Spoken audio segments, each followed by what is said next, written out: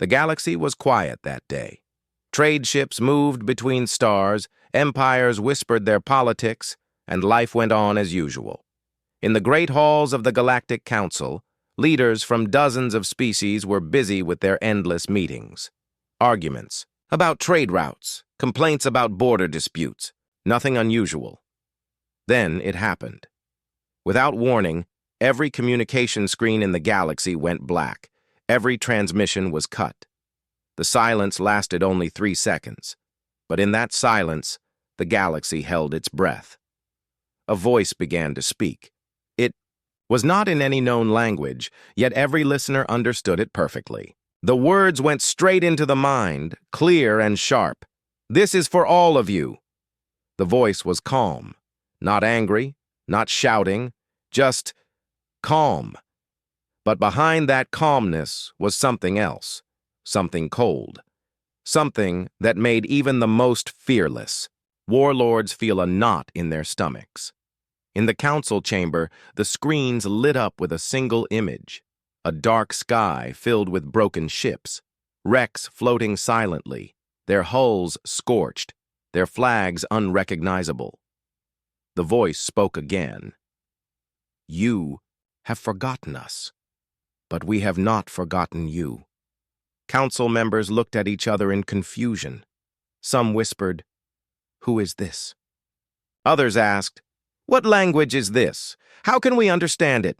Admiral Rax of the Varn Empire stood from his seat. "Cut the signal," he shouted. Technicians scrambled to obey, but nothing worked. Every device, every screen, every frequency, all carried the same message. On a mining station far from the council, workers stopped their drills. On a luxury cruiser in deep space, passengers stared in shock. On a battlefield between two minor empires, soldiers dropped their weapons to listen. The galaxy had no choice but to hear. The image on the screens changed. Now it showed alien fleets, the fleets of the galaxy's greatest powers, attacking a smaller, weaker force. The smaller ships fought back, but they were badly outnumbered. The voice spoke over the images. "You came to our worlds with promises of peace. We welcomed you. We gave you food, shelter, trade. We opened our skies to you." The battle footage grew more violent. The smaller fleet was being destroyed. And then you turned on us. A shock went through the council chamber. The leaders recognized the ships now. The smaller fleet was human. Humans. A name not spoken for 50 years. They had vanished long ago after a series of mysterious wars. No one knew exactly what happened to them. Some said they were wiped out. Others claimed they fled to some hidden part of the galaxy. But most had stopped caring. Yet here was a voice, a human voice, speaking to the entire galaxy. In the far corner of the chamber, Elder Jurel of the Threx Confederacy whispered to himself, "Impossible. They are gone. They cannot be alive." But the voice continued, "We remember the betrayal. We remember the burning skies. We remember the screams of our children as your bombs fell." The screens flashed again. This time, they showed cities on fire. Human cities. Massive alien fleets in the skies above them. Council leader Sarath, a tall, scaled creature from the Norvi Dominion, slammed her clawed hand on the table. "This is propaganda. A lie. Humans attacked first." But no one in the chamber looked convinced. The images felt too real, the details too sharp, and the voice, it carried a weight no lie could hold. On the planet Draska 4, a small group of miners huddled around a portable screen. One of them, a young Draskan named Pell, frowned. "My grandfather told me about the humans," he said. "Said they were dangerous, but also said they kept their word. Said they never lied." His friend, an older miner, shook his head. "Doesn't matter now. If this is real, the galaxy is in trouble." "Back in the council," the voice went on, "you have told your people that we were weak, that we were destroyed, that we are nothing. You told them we are dead. The image changed again to a starfield, and in that starfield, a single point of light began to grow, slowly at first, then faster. It became a blinding flare. But the truth, the voice said, is that we are still here, and we have been watching. The light faded, revealing a strange object floating in space. It was massive, larger than any ship the Council had ever seen, and its shape was unlike anything in the galaxy. Sharp lines, black hull, no markings. It radiated silence yet felt alive. The voice paused. When it spoke again, the words chilled every listener. The reckoning begins now. Every ship in the galaxy received coordinates, a single location, deep in an uninhabited system on the edge of known space. No explanation, no warning, just the coordinates and a countdown. 2 hours. The Council erupted in chaos. Leaders shouted over each other. Some demanded an investigation. Others called for a fleet to destroy the source. And a few, the oldest and wisest, stayed silent, their eyes full of fear. Admiral Rax growled, "We should strike now. End this before it grows." Elder Jural shook his head. "You cannot fight what you do not understand." But no one listened. In the cold darkness of the Varn Empire's flagship, a young officer named Lyra watched the recording again and again. She had studied human history in secret. It was forbidden knowledge in most empires, and she knew one thing for certain. If the humans had truly returned, no fleet in the galaxy could stop them. That night, across 1,000 worlds, the galaxy could not sleep. The voice replayed in every mind as if it had been burned into their memory. "This is for all of you." The words carried no rage, no wild threats, just certainty, and certainty was far more dangerous. On the edge of the galaxy, in a system long thought dead, a single human hand reached forward and pressed a button on a console. The broadcast ended. In the silent room, dozens of screens showed the same countdown: 71 hours, 59 minutes, 57 seconds. The man leaned back in his chair. His face was calm, his eyes cold. "They will come," he whispered to himself, "and they will see."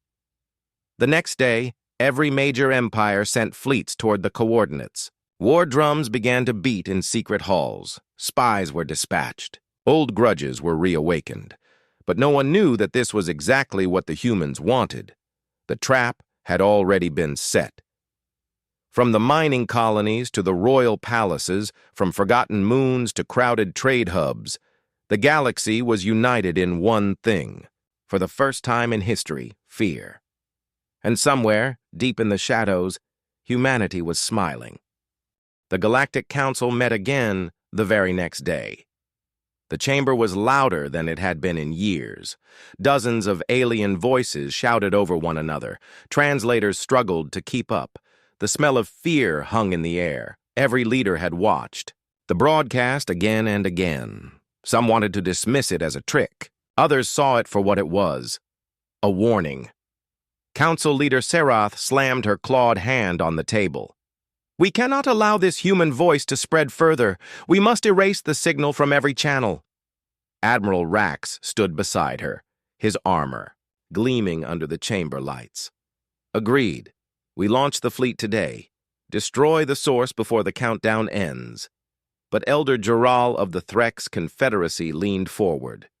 His voice was quiet, but it carried through the noise. "You still do not understand. This was not just a broadcast. This was a test, and we already failed." The chamber fell silent for a moment.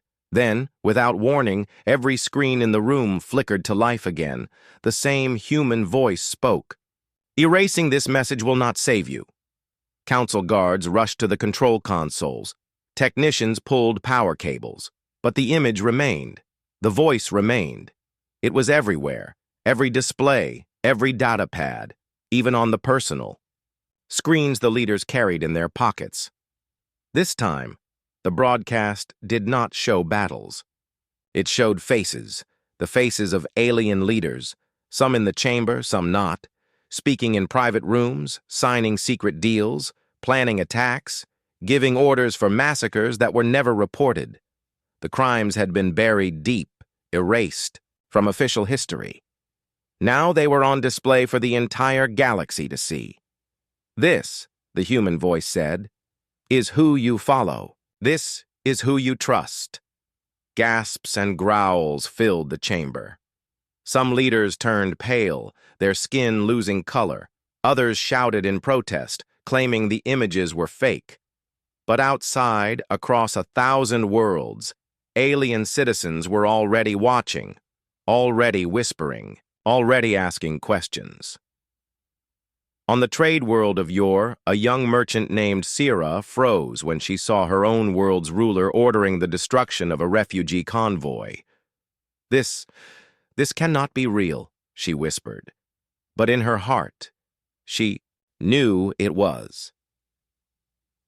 On a military station near the edge of the Tauran Empire, soldiers watched their commander ordering the execution of prisoners. Some removed their helmets and walked away in silence. The human voice spoke again. You lied to them. You hid the truth. But we were listening. We always listen. Back in the council chamber, Sarath stood, her tail lashing in anger. This is an attack on our unity. We must silence them now. She looked to Admiral Rax, but he hesitated. The footage had shown his empire's crimes, too. He knew his people were watching. He knew their trust was already breaking. Elder Jiral's voice cut through the tension. If the humans can reach every system at once, if they can show the truth to every citizen, then no fleet will save you. Sarath's eyes narrowed. You sound as if you admire them. I do not admire, Jiral said quietly. I fear. Suddenly the broadcast image changed. The human voice returned, calm as ever. 72 hours, now 63. The clock is still ticking. A large timer appeared on the screens. 63 hours, 12 minutes, 8 seconds, counting down in bright red numbers. Come, the voice said. See what waits for you. We will not hide. Coordinates flashed again, same as before. The voice ended. The screens went dark. The chamber exploded into arguments. Attack now, Sarath demanded. No, negotiate, another leader shouted. They will destroy us if we provoke them. They will destroy us if we do nothing. Finally, Admiral Rax stepped forward. We send a scout fleet, small, fast, well-armed. They will find the source and destroy it. If they fail, then we send everything we have. The vote passed quickly. The fleet was prepared within hours. In the launch bays of the Varn Empire's warships, soldiers tightened armor plates and checked weapons. Pilots ran systems checks. The mission was simple. Reach the coordinates, eliminate the signal, return, before the countdown hit 0. But in the quiet of her cockpit, young Officer Lyra felt uneasy. She remembered the way the human voice had spoken, not with hate, but with certainty. Certainty was dangerous. She whispered to herself, this is not going to go the way they think. Across the galaxy, alien citizens were still watching the leaked footage. Protests had begun on some worlds. On others, riots broke out. The Council tried to calm them with promises and explanations, but the damage was done. The humans had not fired a single shot. And already, the galaxy was starting to tear itself apart. In the shadows of the dead star system, the human man from before, the one who had pressed the button, sat before a wall of screens. He watched the scout fleet moving through hyperspace, toward him. His lips curled into the smallest of smiles. They will come, he said softly, and they will see. The countdown on his main screen ticked down. 62 hours, 58 minutes. The trap was ready. The scout fleet cut through hyperspace like a blade. 7 warships from the Varn Empire, fast and heavily armed, each crewed by soldiers who had been told this was a simple mission. In and out. Destroy the signal, return to glory, but inside. The lead ship, VSS Iron Fang, young Officer Lyra sat in her pilot's chair with unease in her chest. She kept hearing the human voice in her mind. Calm. Confident. As if it already knew they were coming. Approaching the target system in 6 hours, the navigator reported. Admiral Corv, the fleet commander, nodded sharply. Maintain speed. Weapons hot the moment we arrive. The bridge crew worked in silence, but Lyra noticed something strange on her console. A faint distortion on the edges of the hyperspace corridor. It flickered like static, here one moment, gone the next. She frowned and leaned closer. Sir, I'm detecting. Before she could finish, the lights flickered. Just for a second. Then everything was normal again. Across the fleet, small problems began to appear. One ship reported their long-range comms were glitching. Another lost internal gravity for 30 seconds before it returned. A third had its navigation systems reset to an older star map, one that was decades out of date. The crews worked quickly to fix each issue, but Lyra noticed the timing.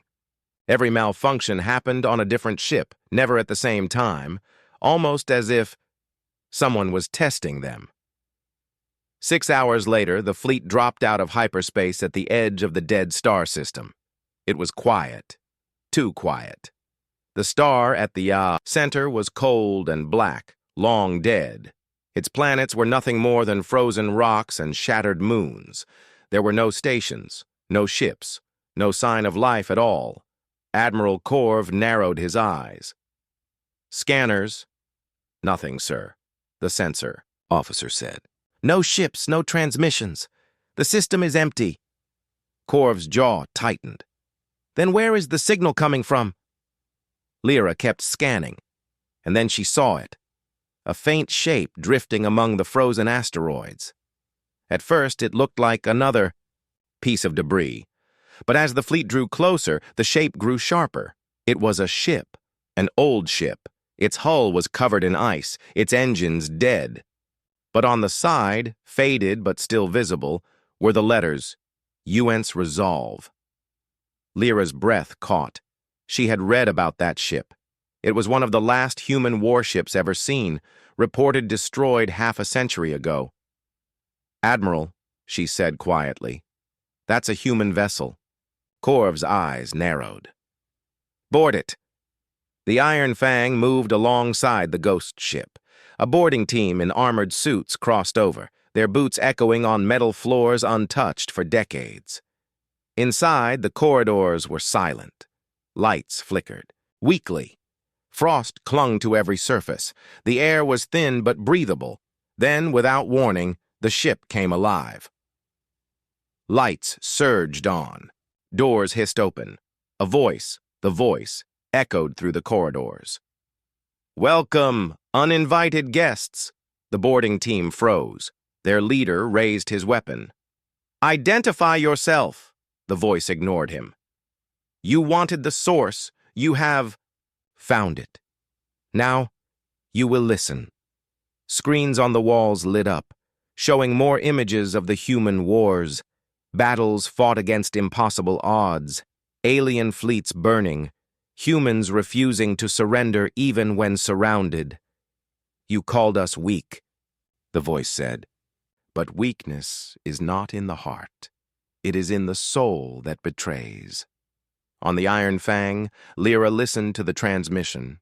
The words were not angry, but they carried something heavier, truth.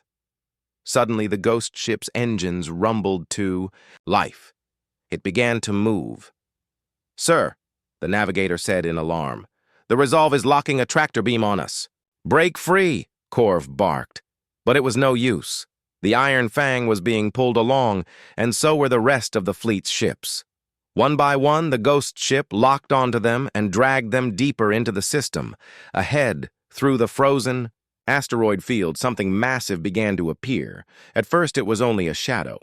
Then, as they drew closer, the shadow grew until the fleet realized it was not a ship at all. It was a wall, a black wall, stretching for hundreds of kilometers. No, not a wall, a shield. The voice spoke again. You came for answers. You will have them, but first, you will see. The ghost ship pulled the fleet through a narrow opening in the shield, and on the other side, the dead system was no longer dead. They entered a hidden world, a giant human-built structure the size of a planet, its surface bristling with weapons, its hull glowing faintly with power. Lyra stared in awe. This isn't a station. It's a fortress. And in her heart, she knew. The fleet was not here to destroy the signal. The fleet was here to deliver a message back to the galaxy. In the dark control room at the heart of the fortress, the human man watched the fleet arrive. He leaned forward, his voice calm. Welcome to the beginning. The countdown on his screen ticked down. 58 hours, 14 minutes. The UNS Resolve came to rest inside the massive fortress. Its ice-covered hull shimmered under the glow of the structure's lights. The Varn fleet floated nearby, still trapped in the ghost ship's grip. No one on the alien ships spoke for a long moment. They were surrounded by walls of black metal, towers armed with weapons that made their warships look like toys. The fortress was silent, but its presence was heavy, like the gaze of a predator watching prey. On the bridge of the Iron Fang, Admiral Korv's voice was tense. Open a channel to the ghost ship. The comms officer shook his head. Sir, they already opened one. Before Korv could respond, the voice returned. You wanted to find us. You wanted to end the broadcast. Instead, you have come to hear the truth. Every screen on the alien ships lit up again. This time, the footage was not of battles. It was of people, humans. The videos showed humans on distant colonies, living in peace, children playing under alien skies, farmers working fields alongside alien traders, scientists sharing knowledge with other species. The voice spoke over the images. This is how it began. We came to you as friends. We gave what we had. We built what you asked. We trusted you. The images changed. Alien fleets entering human space without warning. Cities burning. Soldiers rounding up civilians. Humans fleeing into the night. You took what you wanted, the voice continued. You burned our homes. You hunted us across the stars. And when we fought back, you called us monsters. In the council chamber, far away, these same images played live for every leader to see. They were being broadcast again, not just to the Varn fleet, but to the entire galaxy. Some leaders sat in silence, unable to look away. Others shouted that the footage was fake, but their citizens were already watching and believing. On the Iron Fang, Lyra felt her chest tighten. She had grown up hearing that humans were dangerous and untrustworthy, but what she saw now didn't match the stories. They didn't start it, she whispered. Her navigator glanced at her. Careful. That kind of talk will get you executed back home. The voice from the Resolve went on. When you thought we were gone, you forgot to hide your crimes. You built empires on the ashes of our worlds. And we watched. We learned.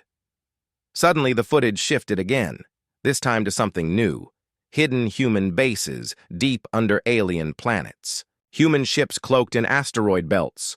Weapons and technology decades ahead of anything the galaxy had seen. We hid because we had no choice. But we did not stop building. Admiral Korv slammed his fist on the console. Enough of this! Arm all weapons! The weapons officer shook his head in disbelief. Sir, our systems are locked. We can't fire. What? Korv barked. The voice answered as if hearing him. You are safe here, for now, but you will not leave until you understand. The Resolve began to move again, leading the alien fleet deeper into the fortress. They passed towering spires, shield generators the size of cities, and hangars holding thousands of human warships, each one larger than any alien battleship. Lyra stared through the viewport. "Sir, this is not just a base. This is a war machine." Corv gritted his teeth. "Then we will destroy it when we find its weak point." But in his eyes, Lyra saw something she had never seen in him before. Doubt. Finally, the fleet reached the heart of the fortress, a massive open chamber with no visible weapons, only a single platform floating in the center. A hologram appeared. It was a human man, tall and calm, wearing a simple black uniform with no markings. His eyes were sharp, his voice steady. "I am Adrian Vale," he said, "the last witness of the day you betrayed us." His gaze swept over the alien crews as if he could see each of them through the walls of their ships. "You think you came here to end the broadcast. You are wrong. You came here to carry my message back to your people." Adrian stepped closer in the hologram, his voice dropping to something almost gentle.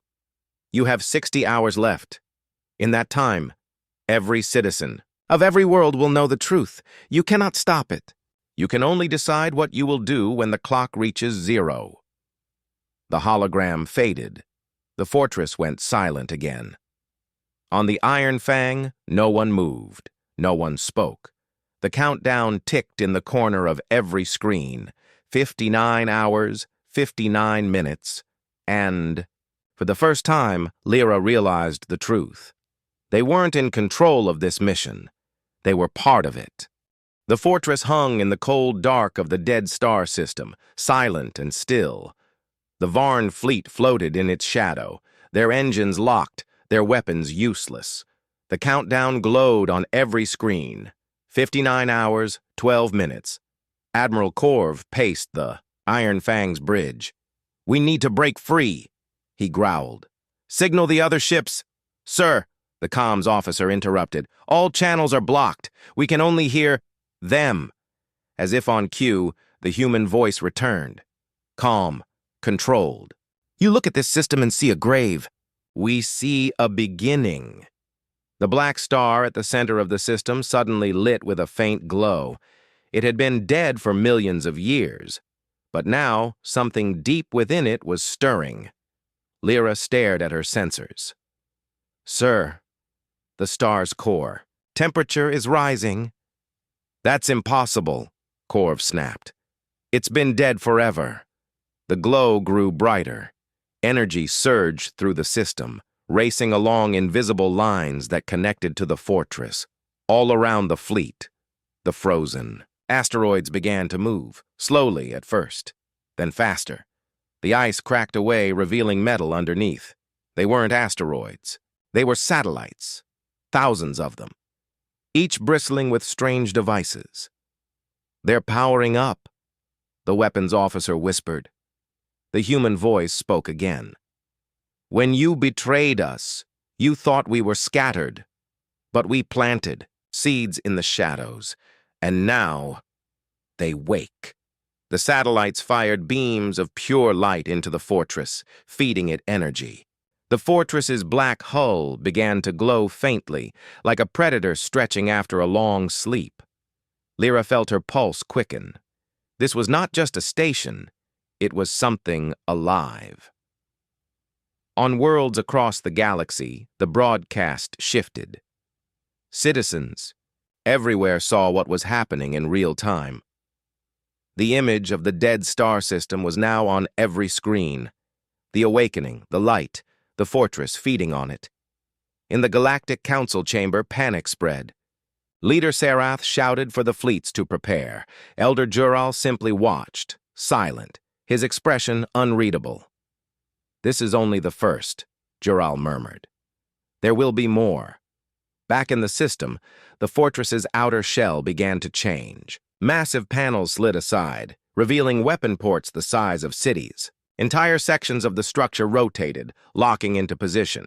Admiral Corv clenched his fists. "If they fire those—" "They won't," Lyra said quietly. "Not yet. This is a warning. Corv turned sharply. How can you be so sure? Because if they wanted us dead, we would already be gone, she replied. The human voice returned, louder now, echoing inside every ship. You will carry this vision back to your worlds. Tell them what you saw. Tell them what is coming if they choose war. Suddenly, a beam of golden light shot from the fortress toward the black star. The dead sun roared to life for a brief moment, blazing as if reborn, and then collapsed back into darkness. The fleet's sensors went wild. Energy levels beyond measurement, Lyra whispered. They just restarted a star, just to shut it down again. Corv's voice was low. Why? Why show us this? The voice answered. To remind you that we control what you depend on. Stars, planets, power, and the choice to destroy them or spare them. The countdown ticked on. 58 hours, 30 minutes. Without warning, the fleet's engines unlocked. Weapons came back online. The tractor beams released them. You may go, the voice said. But know this, your leaders will choose your fate. If they choose wrong, no shield, no fleet, no world will save you. The fortress turned away, drifting slowly back into shadow.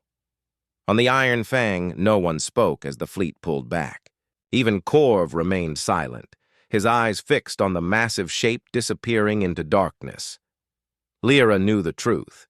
The humans had let them go, not because they were weak, but because they were ready. And somewhere deep inside her, a thought formed. Dangerous and treasonous. Maybe the humans were right. In the hidden control room, Adrian Vale watched the Varn fleet leave. He smiled faintly. They will run home with the story, and the fear. The star system grew quiet again, but the fortress kept glowing, waiting for the countdown to reach 0. The Varn fleet limped away from the dead star system, engines running at full power. Not a single word was spoken on the Iron Fang's bridge. Even Admiral Corv kept his eyes locked on the shrinking shadow of the fortress behind them. Lyra sat at her station, replaying the human broadcast in her mind. The calm voice, the awakening star, the display of impossible power. None of it felt like a bluff. Across the galaxy, the message was already spreading. Civilian networks showed the moment the star flared back to life. News feeds replayed the beam that had struck it. Analysts shouted at each other over what it meant. But one thing was certain. Humanity was back. In the Galactic Council chamber, the air was tense. They toy with cosmic forces as if they are weapons, one delegate said. They are weapons, Elder Jurel replied, and they have just told us they can aim them. That same day, a small battle group from the Kran Empire entered the border region near the Vega corridor. Their orders were clear. Test the humans' claim. Push close to the dead star system and see how far they could go. Captain Vera of the Kran ship Razor Fang grinned as the massive fortress appeared on her. Long-range scanners. Impressive, she said to her crew. Let's see if they can back up the talk. The Kran ships advanced, shields up, weapons charged. Inside the fortress, Adrian Vale stood in the command core. He watched the blips approaching on the holo display. They want to provoke us, his second-in-command, Kara said. Then we'll give them a demonstration, Adrian replied. The Kran battle group crossed the boundary marker, a massive ring of derelict satellites floating in space. The moment they did, every screen on their ships flickered. Static. Then, Black! Report! Vera snapped. No response from any systems. Engines are offline. Shields dropping. The voices came all at once. On the Razor Fang, the lights dimmed to a faint red glow. Every weapon system went dead. The navigation controls were unresponsive. And then, the human broadcast appeared. Adrian's face, calm and steady, filled every screen. You were warned. This is your first lesson. Power is not always about firing the first shot. It is about making sure the other side can never fire theirs. From the fortress, invisible energy waves rippled outward. To the human eye, nothing changed. but to the Cran ships, it was as if space itself had turned. Against them, engines refused to ignite, missiles wouldn't arm. Even life support readings became erratic, forcing the Cran crew to scramble just to breathe. "You entered our space with aggression," Adrian continued. "Now you will leave with memory, and that memory will remind your leaders what they risk." A faint hum filled the Cran ships. Then, just as suddenly as it began, every system came back online. Engines roared, shields flared to full strength. "Pull back!" Captain Vera shouted. "Now!" From the bridge of the fortress, Kara looked at Adrian. "We could have destroyed them easily." Adrian nodded. "And then they would only call us monsters. But now, they will call us something worse." "What's that?" "Untouchable." The Cran ships fled, their reports already streaming back to the Council. By the time they reached their homeworld, the galaxy knew the truth. Humanity didn't just have weapons. They had control, and the countdown in the fortress kept ticking. 41 hours, 03 minutes. The Galactic Council chamber had never been this loud. Delegates from 100 worlds shouted over each other, their voices echoing against the curved metal walls. The Cran Empire's representative slammed a clawed hand on the table. "They disabled our fleet without firing a shot. This is not defense, it is domination." Across from him, Elder Jural of the Terrene Alliance spoke calmly. "Or perhaps it is restraint. They could have destroyed you. They did not. That means they can be reasoned with." Holoscreens floated above the table, replaying the footage from the Cran ships. The moment all systems failed, Adrian's calm warning, the hum before power returned. "Restraint?" the Cran delegate snarled. "That was a threat to every star in this chamber." Some nodded in agreement. Others shifted uncomfortably. The truth was, none of them had ever seen such a display of control. Weapons could be countered, fleets could be outnumbered. But what defense existed against a power that could simply turn you off? Meanwhile, in a dark corner of the chamber, whispers spread. Some spoke of secret alliances. Others discussed preemptive strikes. A few dared to suggest opening negotiations. At last, the council speaker raised her voice. "Enough. We will hear proposals, one by one." The first came from the Cran Empire, a united fleet to destroy the human fortress before the Abide countdown ended. The second came from the Terrene Alliance, a peace envoy to learn the humans' terms. The third came from the CERN Dominion, a covert plan to sabotage the fortress from within. Back in the fortress, Adrian watched the debate via intercepted feeds. Kara stood beside him, arms crossed. "They're splitting," she said. We're always going to," Adrian replied. "Fear does that." "Which side do you think will win?" "Both," Adrian said quietly, "because by the time they decide, it will be too late." In the council chamber, the vote began. Lights blinked red for war, green for peace, yellow for covert action. One by one, the colors lit up across the chamber walls. When the final vote was counted, the chamber fell silent. The result was not unity, it was chaos. 1/3 of the galaxy wanted peace, 1/3 wanted war, 1/3 wanted sabotage. The speaker looked around the room and said the words that would shape the next 40 hours. The council is divided, and a divided council is easy prey. Far away, in the silent halls of the fortress, the human countdown reached 39 hours, 12 minutes. Adrian Vale allowed himself a thin smile. "They're right," he murmured. "Easy prey." The decision was made in secret. No public announcement, no records. While the Galactic Council argued in the chamber, 3 of its most powerful factions quietly sent their best infiltration teams into human space. They didn't trust each other. They didn't even share the same objective. The Cran saboteurs wanted to overload the fortress's power core. The CERN Dominion team planned to steal whatever technology they could. The Sindari agents had a different mission: find Adrian, veil and kill him. The journey was dangerous. Human space was quiet, but not empty. The saboteurs moved in stealth ships, their hulls coated in light-bending material, their drives tuned to mimic cosmic background noise. It should have been impossible for the fortress to detect them. And yet, inside the fortress, Adrian stood in the command core, watching a holomap dotted with 3 faint red blips moving through the void. "They've arrived," Kara said. "Good," Adrian replied.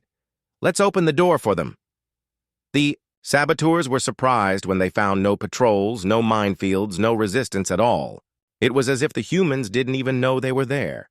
They approached the fortress's outer hull, a wall of black metal stretching into the shadows.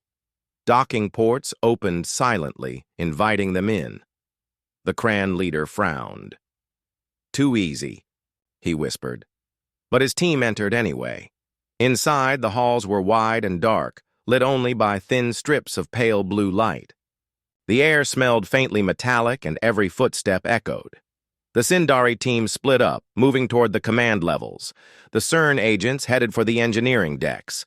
The Cran pushed toward the massive central reactor. Not one of them noticed.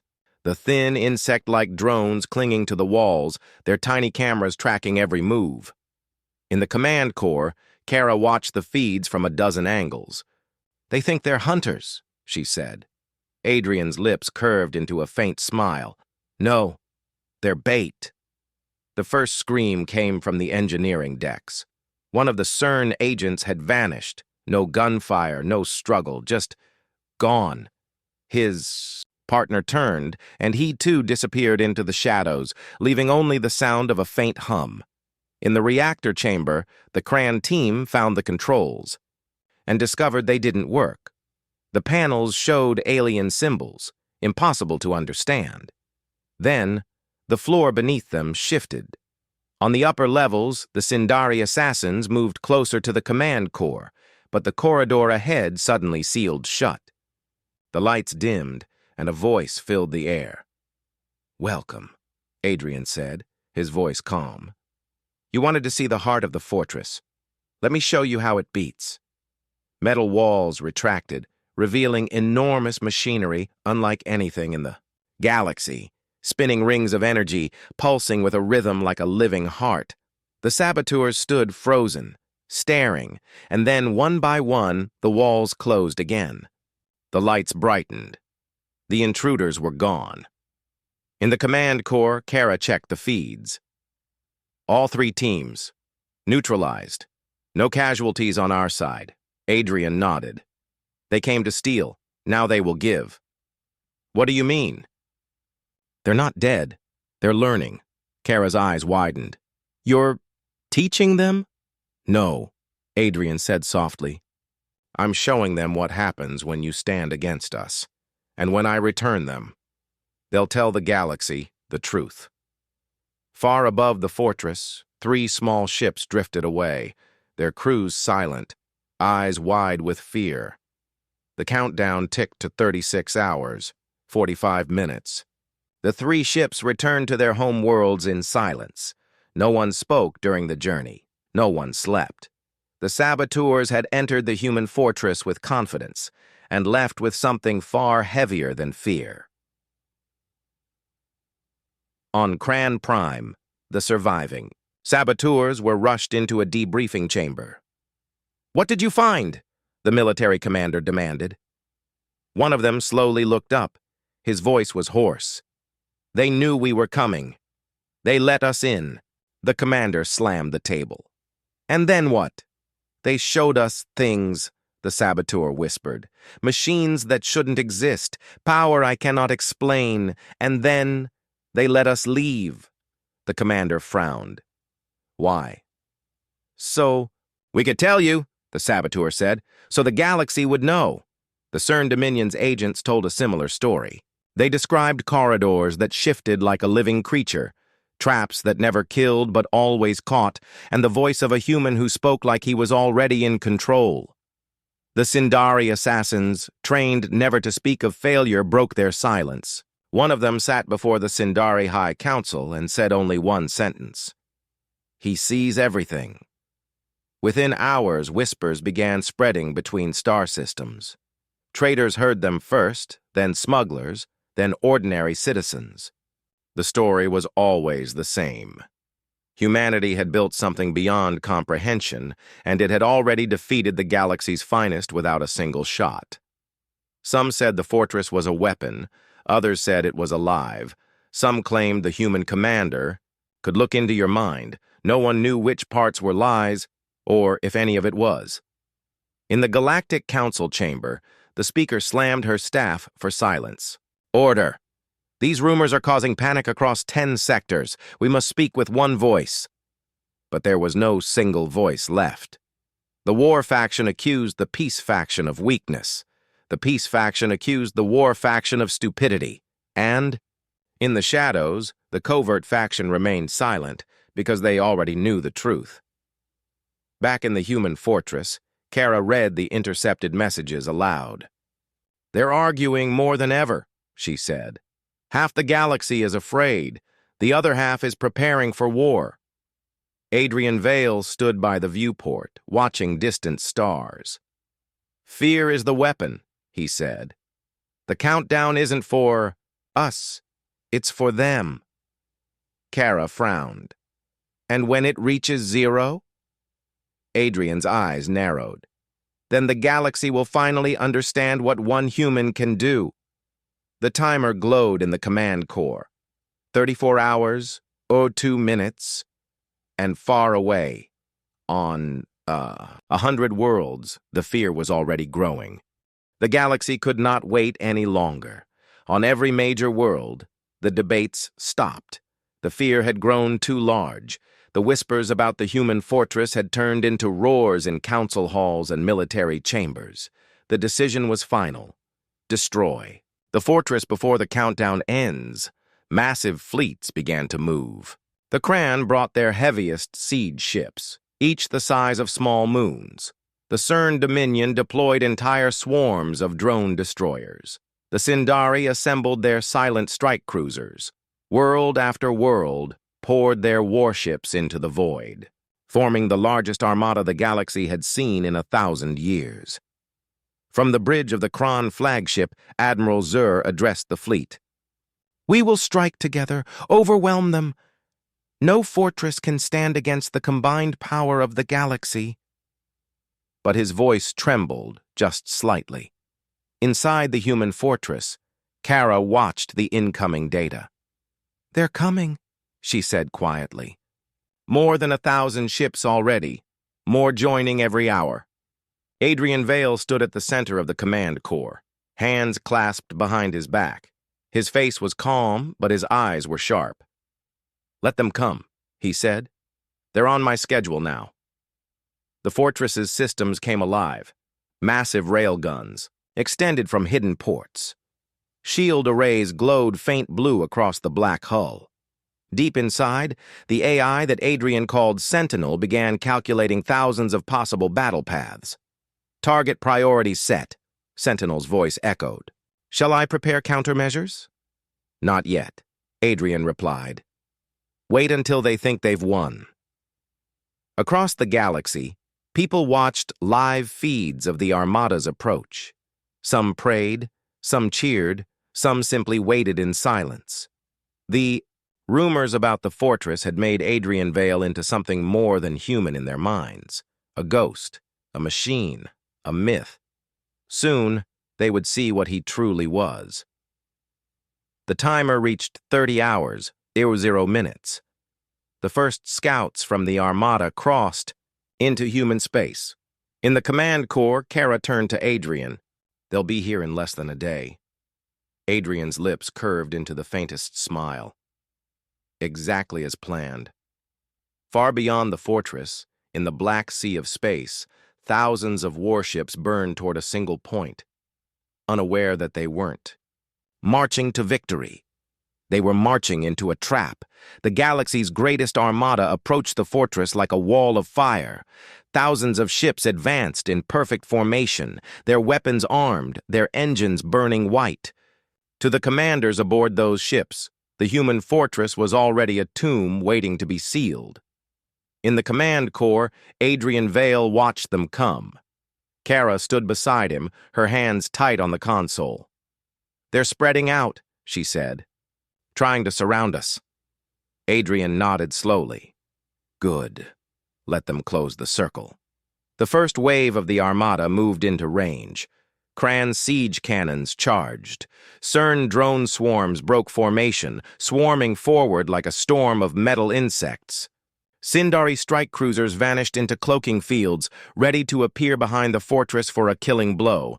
On the fortress's outer hull, nothing moved. No weapons fired, no shields flared. The silence stretched until the Armada commanders began to believe the fortress had frozen. Then the countdown reached 24 hours, 00 minutes. Without warning, the space around the fortress changed. Invisible gates, hidden deep in black space, burst open. Massive human warships no one in the galaxy had ever seen, emerged in perfect formation. They had been waiting there the entire time. The Armada froze. "How?" "Admiral," Zur began, but his words cut off when the first human volley hit. White lances of energy sliced through Cran's siege ships before they could fire a single shot. CERN drones dropped from the sky. Their control signals scrambled beyond repair. Sindari cruisers were dragged out of cloak by precision gravity nets, then shattered by railgun fire. In minutes, the Armada's perfect formation turned into chaos. The humans didn't defend the fortress. They attacked from every direction at once. It wasn't a siege. It was an ambush. Kara's voice was steady now. "They didn't know we had more ships." "They didn't even know where to look," Adrian replied. He glanced at the timer. "We've only just begun. In the galaxy's great cities, the live feeds went silent. The networks could no longer hide what was happening. The Armada, the greatest force ever assembled, was being torn apart ship by ship, and above it all, the fortress still waited, untouched. The battle was almost over. Where the galaxy's greatest Armada had stood, now there was only wreckage and drifting flame. Ships that had once inspired fear were now silent metal corpses, spinning in the cold dark. In the command corps, Kara looked at the tactical display. "They're retreating," she said softly. "The survivors are leaving the system." Adrian Vale didn't answer. His eyes were fixed on the countdown. "Wow, 10E. 10 minutes left." Kara frowned. "The battle's done. Why keep counting?" Adrian's voice was calm, almost gentle. "The countdown was never for them. It's for the galaxy."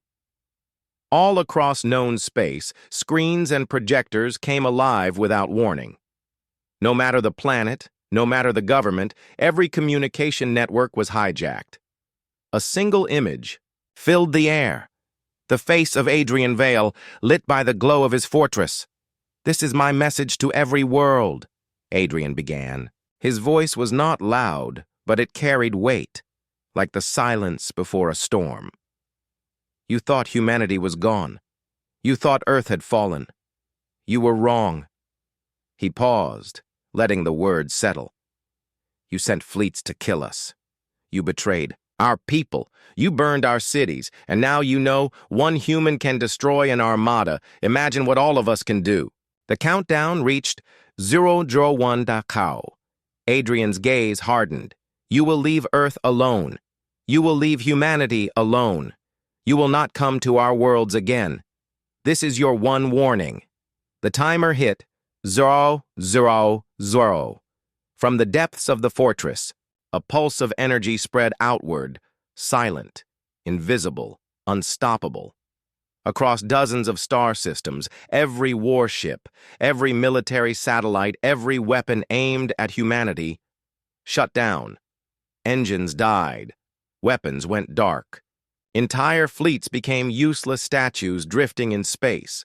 In the galaxy's heart, leaders stared in shock. Adrian Vale hadn't just won a battle. He had ended the war before it could begin again. Kara finally spoke.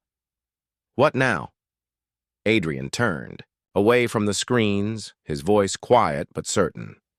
Now, they remember. And they never forget. In the days that followed, one sentence spread across the galaxy. Whispered in fear, spoken in awe, etched into history. One human. Infinite. Impact.